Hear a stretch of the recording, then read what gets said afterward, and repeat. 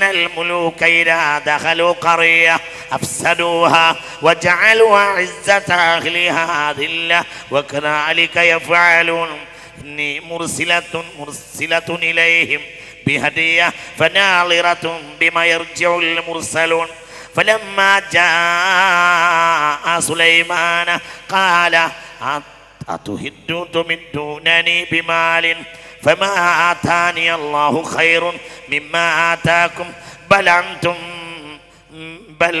അൻതും ബിഹദിയതികും തഫറഹൂൻ ഇർജിഅ ഇലൈഹിം ഫലനഅതിയന്നഹും ബിജുനൂദിൻ ലാ ഖിബല ലഹും ബിഹാ വലനുഖ്രിജന്നഹും മിൻഹാ അദില്ലതൻ വഹും സാഗിറൂൻ. സൂറത്തുൻ നംൽ. ഈ കത്ത് കൊണ്ട് ഹുദ്ഹുദ് മഹാനായ സുലൈമാൻ നബി അലൈഹിസ്സലാത്തു വസ്സലാമിന്റെ കത്ത് കൊണ്ട് ഹുദ്ഹുദ് നേരെ ബിൽഖീസിന്റെ അരികിലേക്ക് പോയി. അങ്ങനെ ബിൽഖീസിന് കത്തെത്തിച്ചു കൊടുത്തു. കത്ത് കിട്ടിയപ്പോൾ ചുരുക്കുകയാണ് ആ സംഭവം. ബിൽഖീസിന് കത്ത് കിട്ടിയപ്പോൾ തന്നെ നടുങ്ങി. ഇത് കാര്യമായൊരു കിതാബ്, ഒരു മാന്യമായ ഒരു രേഖയാണ്, ഇത് കാര്യമായ ഒരു സംഗതിയാണ്. ഇന്നി ഉൽഖിയ ഇലയ്യ കിതാബുൻ കരീം, ഏറ്റവും മാന്യമായ എഴുത്ത് എന്നാണ് ഒന്നാം തവണ തന്നെ അതിനെ കൊണ്ട് അതിനെ തൊട്ട് പ്രതികരിച്ചത് ബിൽഖീസ്. വേഗം രാജ്യദർബാർ മുസ്തശാരികളെ വിളിച്ചു കൂട്ടി ഇതിന് തീരുമാനമുണ്ടാക്കി തരണം. ഒരു കത്ത് കിട്ടിയിട്ടുണ്ട്, ഇതിന് തീരുമാനമുണ്ടാക്കി തരണം. എന്തുകൊണ്ട് ഈ കത്തിന് നമ്മൾ തീരുമാനം പെട്ടെന്ന് കൊടുത്തിട്ടില്ലെങ്കിൽ രാജാക്കൾ കയറും. ചില രാജാക്കൾ ഒരു നാട് പിടിച്ചടക്കിയാൽ നാടിനെ അവർ നശിപ്പിക്കുകയും ആ നാട്ടിൻ്റെ ആളുകളെ അടിമകളാക്കുകയും ചെയ്യും.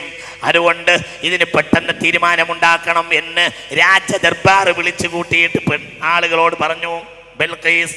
അപ്പോൾ അവർ പറഞ്ഞു ഖാലു നഹ്നു ലൂ ഖുവ്വ വഉലൂ ബഅസിൻ ശദീദ്, നമുക്കെല്ലാവിധ ആയുധ കഴിവുണ്ടല്ലോ, അതുകൊണ്ട് നമുക്ക് അയാളെ എതിർക്കാം. പക്ഷേ വല്ലംറുയിലേക്ക് കാര്യം നീ തീരുമാനിക്കും എന്ന് പറഞ്ഞു.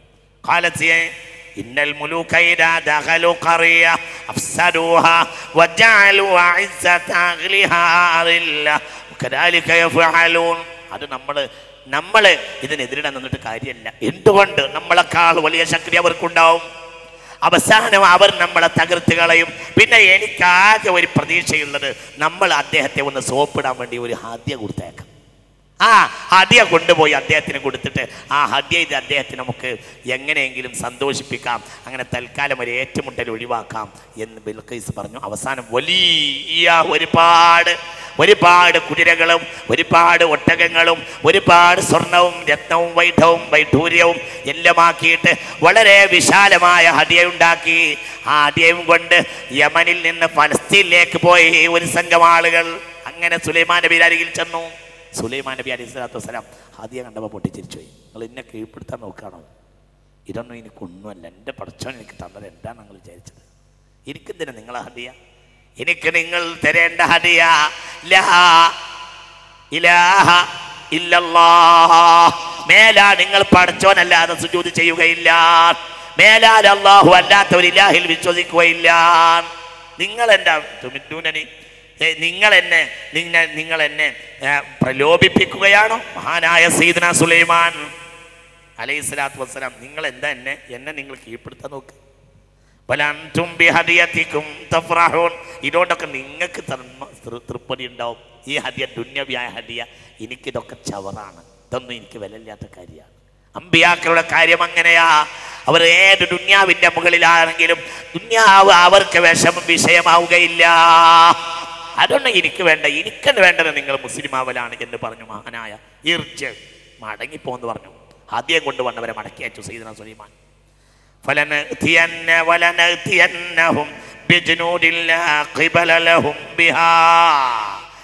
ആർക്കും എതിർക്കാൻ കഴിയാത്തൊരു പട്ടാളവും കൊണ്ട് ഞാൻ അങ്ങോട്ട് വരുന്നുണ്ട്.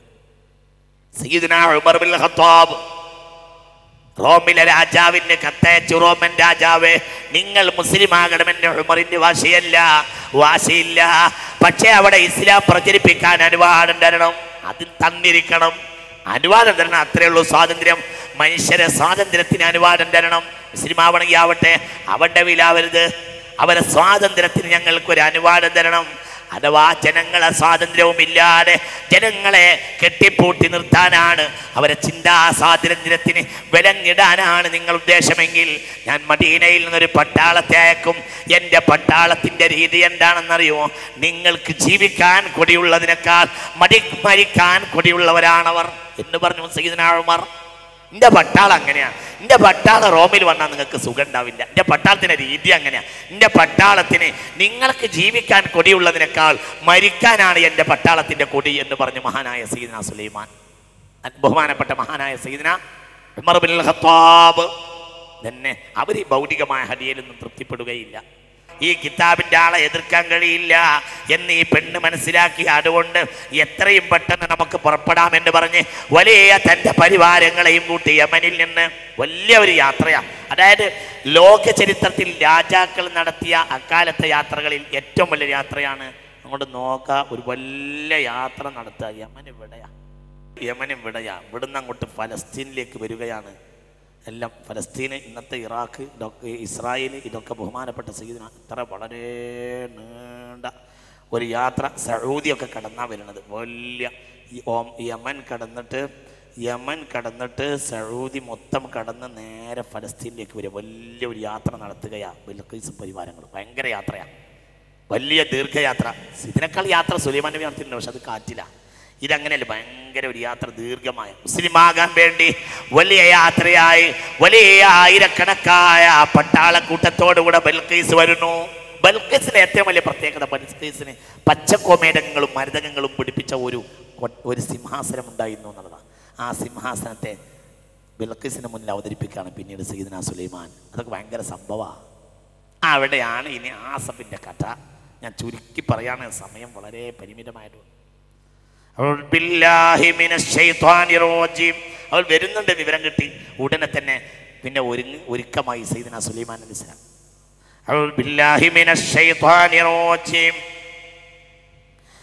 ബിസ്മില്ലാഹിർ റഹ്മാനിർ റഹീം. ഖാല യാ അയ്യുഹൽ മലൗ അയ്യുക്കും യഅതീനി ബിഅർശിഹാ ഖബ്ല അൻ യഅതൂനി മുസ്ലിമീൻ.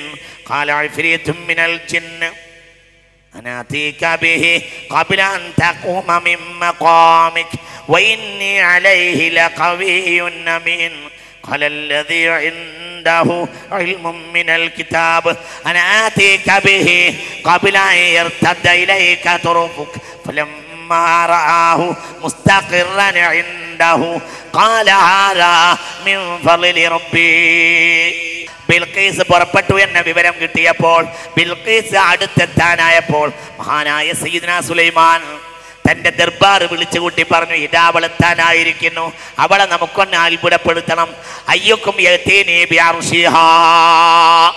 തൻ്റെ സിംഹാസനമായിരുന്നു അവളെ ഏറ്റവും വലിയ പ്രത്യേകത. അത് വളരെ സുരക്ഷിതമായ ഒരു സ്ഥലത്ത് പൂട്ടിയിട്ടാണ് അവൾ അവിടുന്ന് പുറപ്പെട്ടിട്ടുള്ളത്. അവൾ വന്നു കയറുമ്പോൾ അവളെ സുരക്ഷിതത്വം ഒരു സുരക്ഷിതത്വം അല്ല എന്ന് നമുക്ക് കാണിച്ചു കൊടുക്കണം. നമുക്ക് ഇവിടെ ഇരുന്നാലും അവളെ കാര്യത്തെ അട്ടിമറിക്കാൻ കഴിയുന്നത് നമ്മളെ പറ്റിയുള്ള മനസ്സിലാക്കണം. നിങ്ങൾ ഇവിടെ ഇല്ലേ? നിങ്ങൾക്ക് മനസ്സിലാവേണ്ടി പറഞ്ഞത്, അവരുടെ ഏറ്റവും വലിയ സുരക്ഷിതത്വം അവർ കൊടുത്തിരുന്നത് എന്തിനാണ്? സിംഹാസനത്തിനാണ്. ആ സിംഹാസനം അത്രയും വലിയ പ്രധാനപ്പെട്ടതാണ്. അതിൻ്റെ പൊലിമ പറഞ്ഞിട്ടാണ് രാജ്ഞിക്കും ആ റാണിക്കും അവരെല്ലാവരും വഴിപ്പെട്ട് നടന്നിരുന്നത്. അത്രയും വലിയ സിംഹാസനമായിരുന്നു അത്. അതിൻ്റെ പൊലിമയിരുന്നു എന്നും യമനിലെ ചർച്ച. അതിന് വലിയ പട്ടാളത്തെ നിർത്തിയിട്ട് വലിയ സുരക്ഷിതത്വം പൂട്ടൊക്കെ ഇട്ടിട്ടാണ് അവൾ വന്നിട്ടുള്ളത്. അവൾ വരുമ്പോൾ നമ്മളെ കൊട്ടാരത്തിൻ്റെ പടിയിൽ നമ്മളെ കൊട്ടാരത്തിൻ്റെ പടിപ്പുരയിൽ, അങ്ങനെയാണ് കൊട്ടാരത്തിൻ്റെ പടിപ്പുരയെ കൊണ്ടുവരണം. എന്ത് മനസ്സിലായി? കൊട്ടാരത്തിൻ്റെ ഉള്ളിലല്ല, എവിടെ? ആ പടിപ്പുരയിലാണ് ഇത് കൊണ്ടുവരുന്നത്, കൊട്ടാരത്തിൻ്റെ ഉള്ളിലല്ല. പടിപ്പുരയിൽ നിന്ന് കൊട്ടാരത്തിൻ്റെ പടിപ്പുരയെ കൊണ്ടുവരിക. ഈ സിംഹാസനം പടിപ്പുരയെ കൊണ്ടുവരണം. അവൾ കൊണ്ടുവന്ന ആദ്യം നമ്മൾ മടക്കിയിട്ടുണ്ട്.